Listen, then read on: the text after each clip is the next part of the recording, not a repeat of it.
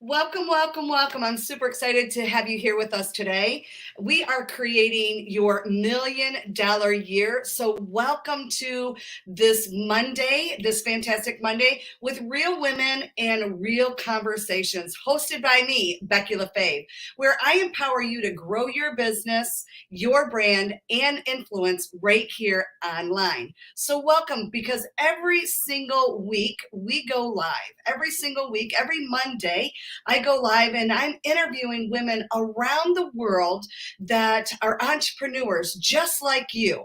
And they're in this business space, taking up space in the world like you should be doing as well. We want to hear from you. So if you're on and you're jumping in, let us know in the chat.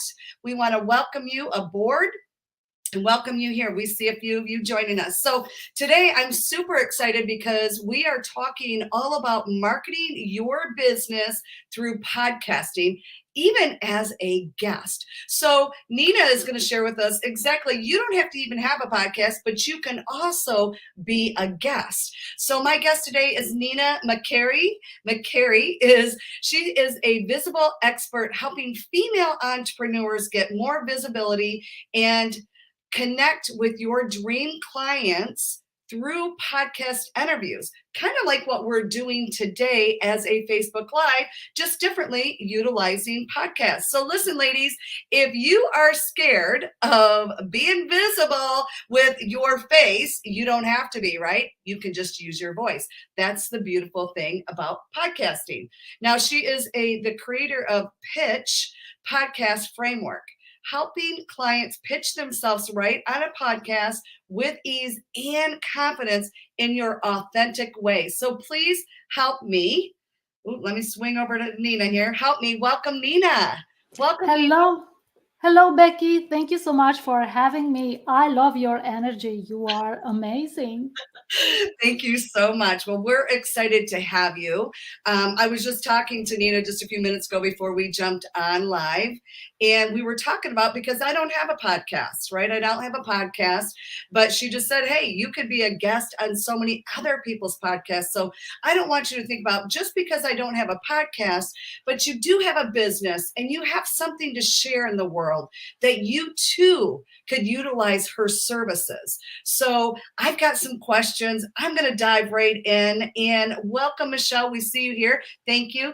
Ladies, if you feel that this could empower another woman out in business, please do us a favor and hit that share button, because if you share, I do a raffle, and you could possibly get in on getting a raffle to get a gift card just by sharing and saying thank you for sharing and helping another sister out there in the world. So, Nina, I'm so excited to talk to you. You've been on the calendar for a hot minute, and I really wanted to dive into this podcasting, more information on it. So, tell us a little bit about yourself, because I've got 5 questions that I really want to dive into, but tell us just a little bit about you so our audience knows who you are.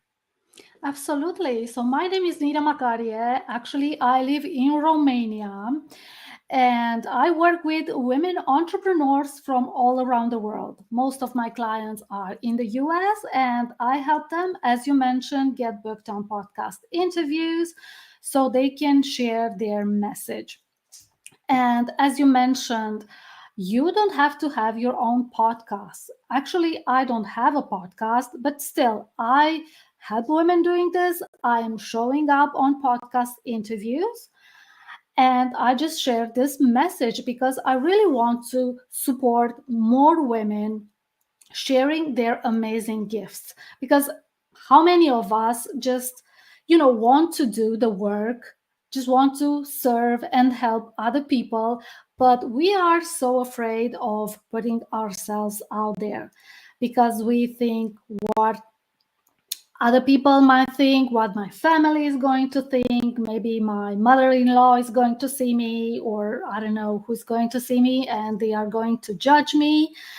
And we don't allow ourselves to share our beautiful message. And you know what I've realized? That the more you do it, the more you show on podcast interviews or Facebook Lives or in other Facebook groups. It's just like peeling an onion until you get to that core, to that, I don't know, beautiful you. So you will have to let that authentic self show up more. And you can only do that by practicing. Mhm. Yes, it's going to feel a little bit stretch when you are just starting out, but you will gain more confidence the more you will do it. And then you will be able to shine your light because Absolutely. each one of us has this light. That's right. Each one of us have it, and each one of us has a message that somebody else is going to hear it differently than, you think, oh, well, I can't be like her. Well, you don't have to be. You get to be you because your message, your voice is the most powerful one that somebody else needs to hear. So I love that, Nina. Thank you for sharing that. So let's dive right into this because, can you tell us more about your journey as a female entrepreneur? What led you to start your online business and pursue it different path than just a regular paycheck? Because there is so many women out there. And let's face it, today we live in such an abundant world that, I mean, look at where you're coming in from, and I'm coming in from Gilbert, Arizona. Like, we literally can work with anybody around the world. And so what made you decide to do this and say yes to yourself and peel back the onion layers like we've all been? See, people think they see our highlight reel and not where we started half the time, right? Yeah, so my dream was always to work in an international environment. And I used to work for the government in my country. I did a traineeship at the European Union, but my husband did not want to live abroad. So I came back home because I was ready to have kids. I wanted to have a beautiful family. So we have two beautiful kids. I was a stay-at-home mom for more than 5 years. And then we moved to a smaller city, so I couldn't go back to my previous job. And then I was looking for some ways to do something meaningful and fulfilling. So I tried a few jobs here and there, but nothing could fit my desire looking. But I knew when I was hired for my last 9 to 5, I only worked 9 days because I just had this desire to help other business moms. I had no idea what I was going to do. I just went home. Google was my friend. I joined a few Facebook groups and started to work as a social media manager and general VA, but I had a hard time standing out. So I took and I tried a bunch of courses. I tried Pinterest, WordPress, building funnels. I tried a few things until I got to the thing called podcast pitching. And I think it was also the fact that I found an amazing client and we still have an amazing relationship to this day. And this was 5 years ago. And she referred me to another client. And this is how this ball started for me. And this is how I started. And initially, I was only interested in working behind the scenes because I think it has to do with the fact that I was a stay-at-home mom for more than 5 years, and I did not had a lot of adult conversations back time. I did not know what I wanted to do. I did not know what I like or things like that. But then I am grateful that I was able to try all these things, as I mentioned, like Pinterest and WordPress, until I found this one thing, not only that I loved, but also it fits my schedule because I don't have to spend a lot of time on calls because usually I'm 7, and at some point I was even 13 hours ahead of one of my clients. So this is a challenge. If you need to spend your day on calls, it's going to be a challenge. But now there are other ways. We can spend time on Voxer.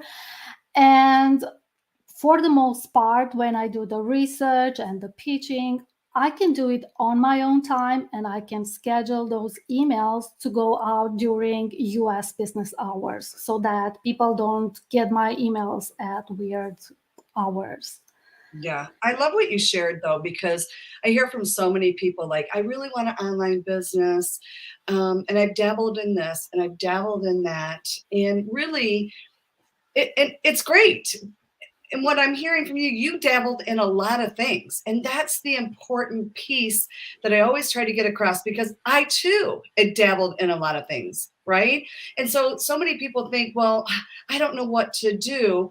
Well, did you dabble in a few things to figure out what you're passionate about, what you love to do? What do you want to show up and do every day? Like, what gets you excited to get the hell out of your bed every day, right? Like, if you're not fired up, if you don't have the energy, you ain't found the thing, right? You ain't found the thing, because you have a purpose driven inside of you that says that's the thing. And you found the thing. You found the thing. And so you're passionate about doing exactly that. So I love that you shared that story, because so many women, I feel like, need to hear that. They feel like it should just magically appear like poof. And it's like, no, I think because we get to a certain age, and I'm speaking to the choir right now, okay? We get to a certain age, I'm 51 years old, and I was successful in a whole other career before. And then we think we got to land it right away for the next career. Like, I got to have success now. And it's just not true. It took a while to get that success that I had before, right? And now I'm into something else, and it's going to take a while to get to that next level. And that's the part that we have a hard time being in. So if you're in your 20s and you're like, yeah, I tried this, and it's not a big deal. But when you get to our age, a little bit older, and that's who I speak to, is an older crowd, my age group, it's really a bigger struggle for some reason, because we feel like we should just be out the gate successful. And frankly, you're just telling yourself a lie. And I had a hard time with it myself. And you too can get past this. Just like you said, you went through some stuff, you finally figured out, and you were on the road to success. And it took one person to believe in you, and it became the next to the next to the next. And that's how the business starts, right? One person at a time. So I love that you share. It just got me fired up. Okay. Number 2, how did you realize that you had something valuable to share with other female entrepreneurs, that what was inspired to teach them a framework to get more visibility? So what does that look like? To be honest, it took me a while. I did not notice from the start. As I mentioned, I thought that visibility is only for those extroverts people. Like, most of my clients are extroverts, they love showing up, but I wasn't like that. And one of my mentors taught me, as you mentioned before, that I need to show more of me, more of my personality. I don't have to be like anyone else. I just have to show up as me. And what I did, it was to start small. I invested in programs, that's for sure.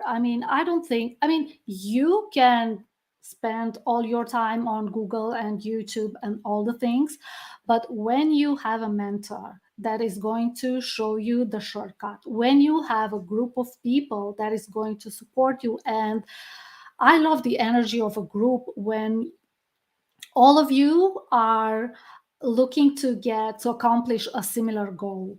So this is what really gives me the energy to move on. So I think that for me, it was important to show up on networking events where I was able, just to introduce myself. I remember when I started, I was always the last one who was introducing myself. And then I got to a point where this year I hosted my own online event. But you need to do this over and over again until you get more comfortable, until you realize that, hey, I have something important to say. And I also got the opportunity to work with a few podcasters and manage their own podcast. So I was able to see the pitches they were getting. And some of them were just promo pitches. Mm. And this allowed me to come up with a different pitch where actually I love to connect with that host because I know how much effort you need to put in when you are running a podcast. I know the work that you have to do, not only to edit the podcast, also to promote it. So I did not want it to send the same email to all podcast hosts when I pitch. I wanted to make a special pitch and to highlight that host and to show them that I care, that I notice them. And I think that this is something that people should consider. Yeah. So I love what you said in the beginning. It was, you know, you could spend a lot of time on Google. Like, how many of us right now, be true, drop a one below if you have spent a lot on Google researching, looking for everything free to support you in your business? Drop a one below, because I can tell you in the beginning, this many years ago when I started my online business, you know, that is the thing you do. You're trying to wrap your mind around things. And then once you've got somewhat of a, you know, like you kind of got what you got going on a little bit. I don't know how other way to say it, but then you start to realize that there's other people out there that can shortcut your learning. Because let's face it, there is a lot of free stuff, but if you can have it in a framework, put it in a framework, you can get it done faster. You can get it done faster. You're grasping here and there, and you're watching a video, or you're watching, it's, yeah, it's information, it's great information, and it's kind of, you know, winging you, putting you in the lane that you want to be in. But until you invest in yourself, will you take you somewhere else, right? Invest yourself will take you somewhere else. So Yes, but it's not only about the information and the knowledge that you can get. I think it's also about accountability. It's also about getting feedback. And I don't know, maybe you have specific questions that, and then you will have that mentor that is going to answer you. And is this collective energy, so you will find mutual support, and I don't know, you can make new friends, which right. is not possible when you just Google. Yeah, it sparks energy, like you said, because a lot of things when I'm talking to my mentor, I'm like, I didn't look at it that way, or I didn't think about it that way. You know, we only know what we know, right? Until somebody puts a different twist on it, you're like, yeah, oh my God, I'm going to go for that. I'm going to try that. I'm going to, you know, it really sparks a different energy in you. Yes, I love that. Okay, number 3. In your experience, what are some common mindset barriers that female entrepreneurs face when it comes to getting more visible? I know we talked about like fear of just being seen, because I feel like even being, I'm an extrovert. I mean, I could talk all day, I can talk to anybody, but I still have my own fears. I still have, when we show up, am I going to stumble? Am I going to, you know, what are, I still have all of that. But the difference is that I push through it. So when you say an extrovert or an introvert, I don't, I don't really necessarily think it's any different. You let me know. At this point, I don't think there is any difference, but I used to think that there is. What I've learned is that for me, I need to find a way to decompress after, you know, being in maybe in a Facebook group or in a conversation with someone. Then I need to schedule some time to listen some music or to be quiet. This is what works for me. So everyone has to find their own thing. So But exchange other energy, like how you get energized back up for the next thing that you need to perform as a mom, Exactly. as an entrepreneur. Yes, but other than that, I think that we all have the same fears, no matter if we are introverts or extroverts. And I think the most common is imposter syndrome. Mm. And I think that it has to do with us being women, because I don't remember exactly the percentage, but it was like 60, you know, women apply for a job um, when they are 90, 100% qualified, but men applies if they are 60%, right? So this says everything. It does say everything. We feel like we got to know it all before we can do anything. And men just go, I got this. I'll learn this and I'll just fake it till I make it. Not Yeah. that I say fake it till you make it, but show up with confidence that you can learn it and you will learn it along the way. You don't have to be perfect and know everything out the gate. Yes, perfectionism was a big fear for me. Like my biggest fear was, what if someone is going to ask me a question and I will not have the right answer, the perfect answer. Right. And then while I was in a program, we had a bonus on, I think it was podcasting. And someone asked that person who was hosting the masterclass, what is an audiogram? And that person just frankly said, I don't know what an audiogram is. Even if she knew what it was, it turns out, but she had no idea that it's called an audiogram. So it's just a snippet from your podcast that you can put on social media.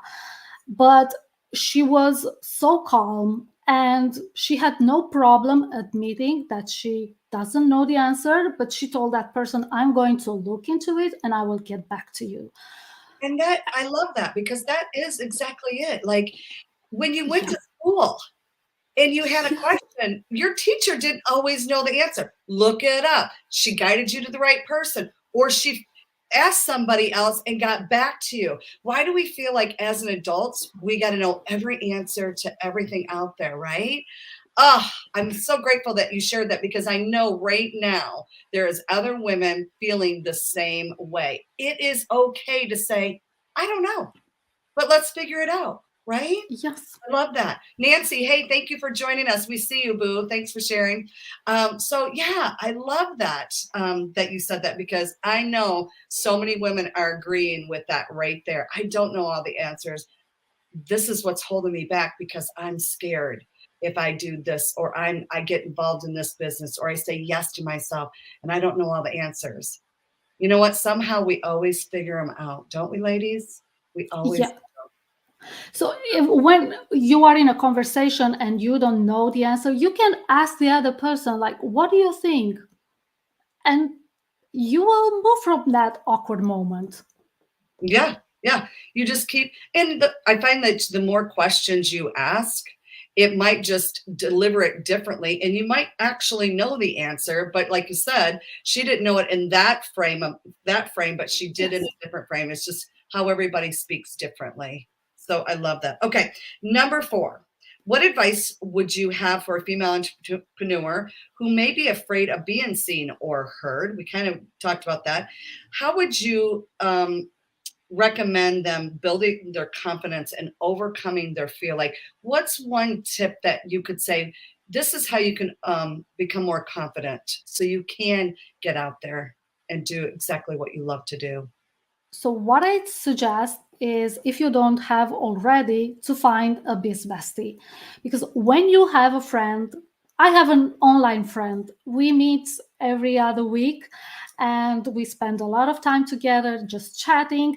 When you do this on a regular basis, you are going to feel so much more comfortable than chatting with other people, because you are already familiarized with being on Zoom or on StreamYard or on Google Meets, whatever platform you are using.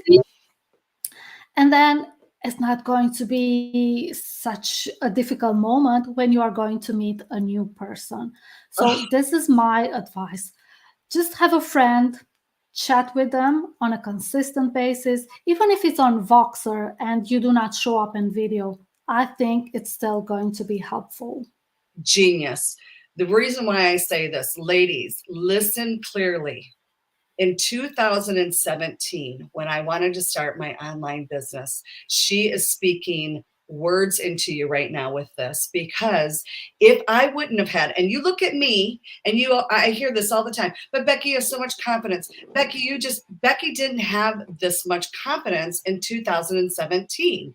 Becky has been dyslexic her entire life. So when it came to writing emails, writing content, all of those things scared me to death.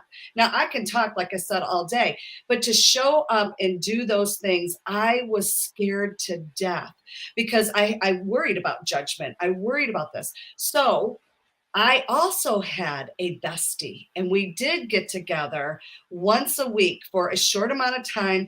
And we were, exactly what it was. It's like, what are you doing? What do you need support in? Boom, get on with it, right?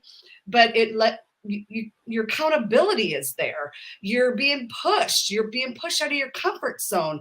You don't let fear take over your life, all these things. So a bestie, a mentor, any of those can give you that support. Do it and be on top of it, and don't let your fear hold you back. I'm so grateful you shared that, because that just took me back to a moment that if I wouldn't have had her, I don't know if I would be here today serving the women I do today, to be honest with you. So that is such beautiful advice that I had even forgotten about. Yes, because it's like you made a promise and then you need to keep that promise, because it's going to feel awkward if you will show up next time and you say, well, I did nothing. And then the next time again, I did nothing. Then how are you going to feel? Yeah. But feel pushed to do it, and then you will be able to grow and get more comfortable. Ladies, if you haven't shared this broadcast, please do share this broadcast out, because there is so many women. We've left so many good nuggets on here so far. Another sister could use this information, just that little bit that we've shared. Okay, so number 5, how do you, can we walk away from this with a simple framework that you could share on this live broadcast that would really help somebody to get through to the next level of maybe just being visible, maybe just that framework, like you said, that took you to say, okay, I can do this. I have the confidence. I'm going to push past this fear. What are simple things that can make that happen for our viewers today? Okay, so my framework, it's called PITCH. The P stands for prep your message. And here it's important for you to think about what is the thing that you want to be known for, because this is what you will want to talk about on podcast interviews, Facebook Lives, LinkedIn Lives, Instagram, whatever the platform is going to be. So know your message. And then if you are going to show up on podcast interviews, you will need a few other things to prep, like your bio and your one sheet, a headshot that the podcast host will use to create the graphics. So you need to have all this very handy, because if you are going to pitch yourself on a consistent basis, you are going to use them a lot. So just keep them handy. Then the I stands for identify the right podcast for you, or the right platforms for you. So here is where I usually take a look at my clients' ideal audience, because what I want to do is to put them in front of that specific ideal audience. I don't want them to share their message in front of people that might not be interested in what they have to say. So their topic must be relevant to the audience that I'm going to select. So keep in mind who is your ideal client, who you are helping, and then you can look for those podcasts. For example, if I work with mompreneurs, then just go to Apple Podcasts, put that keyword in there, and then you are going to find some podcasts that are going to be a good fit for you. The next step is the T, stands for tailor each pitch. As I mentioned, you don't want to spam podcast hosts with the same email. So you will want to craft each pitch. And here is where you are going to create a connection with the host. You are going to take a look at their website and their social media handle to see what they are about, what they things they love, and to find mutual connection. Then the next step is the C, and this stands for create your system. Create a system that works for you. Because when you are going to pitch a bunch of podcasts, you will want to remember when to follow up. If someone will tell you, get back to me in a month or in 3 months, you need to remember to do that because you don't want to miss that opportunity. So what I usually do is to send a pitch email and then 2 follow-up emails. So I need to have a system in place that is going to remind me because I can't remember all those details. And then also I need to know when to send the bio for my clients and the headshots and all the details.